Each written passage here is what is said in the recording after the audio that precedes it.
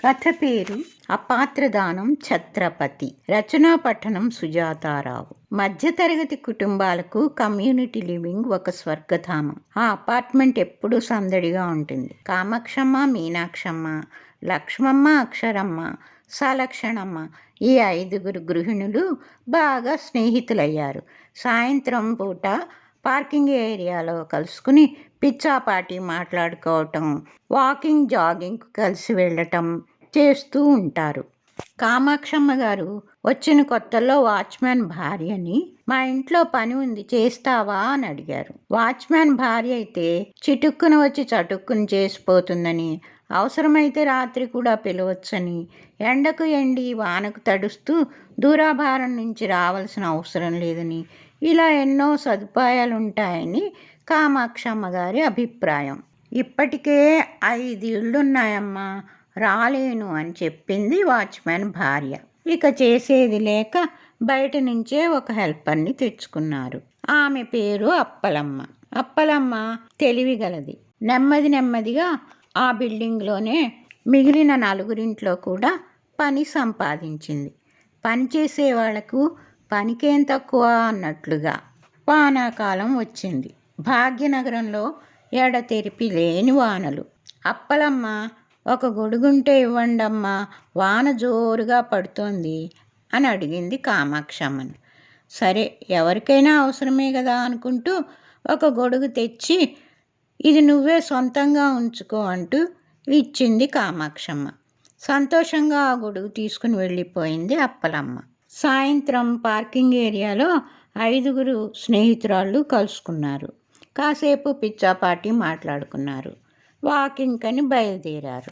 నడుస్తూ ఉండగా లక్ష్మమ్మ గారు, మన హెల్పరు అప్పలమ్మకి గొడుగిచ్చాను, రేపు తెస్తుందో తేదో మర్చిపోతుందో ఏమో అంది.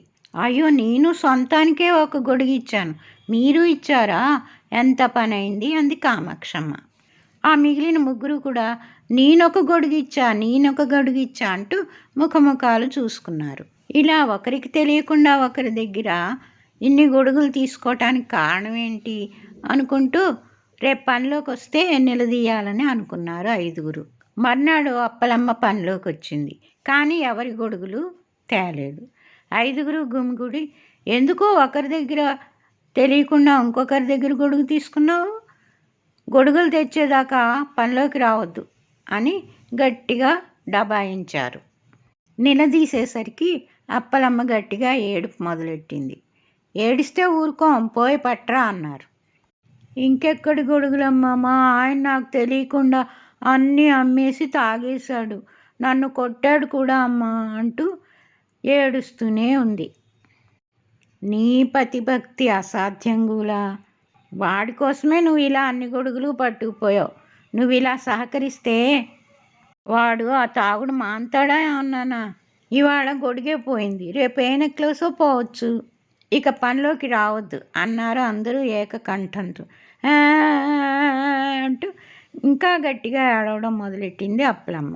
ఇంక చేయనమ్మా, మీరే చూద్దురు, పనిలోంచి తీయకండి అమ్మా, నా జీతంలో కట్ చేసుకోండి అమ్మా అంటూ అలా ఏడుస్తూనే ఉంది. దాని ముఖం చూసి 5 జాలి కలిగింది. సరే, ఇదే మొదటి వార్నింగ్, ఇంకోసారి ఇలా జరిగితే పోలీసులకు అప్పగిస్తాం అని బెదిరించారు 5.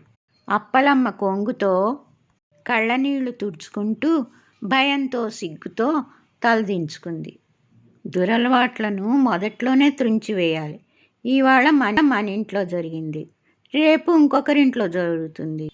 ఇవాళ మన అపార్ట్మెంట్లో జరిగింది, రేపు ఇంకొకరింట్లో జరగవచ్చు, ఇంకొక అపార్ట్మెంట్లో జరగవచ్చు అనుకున్నారు 5. నీతి ఏమిటంటే, సమాజంలో చెడు అలవాట్లు పెరిగినంత త్వరగా మంచి అలవాట్లు పెరగవు. దురలవాట్లను మొదట్లోనే త్రుంచివేయాలి. కథ సమాప్తం.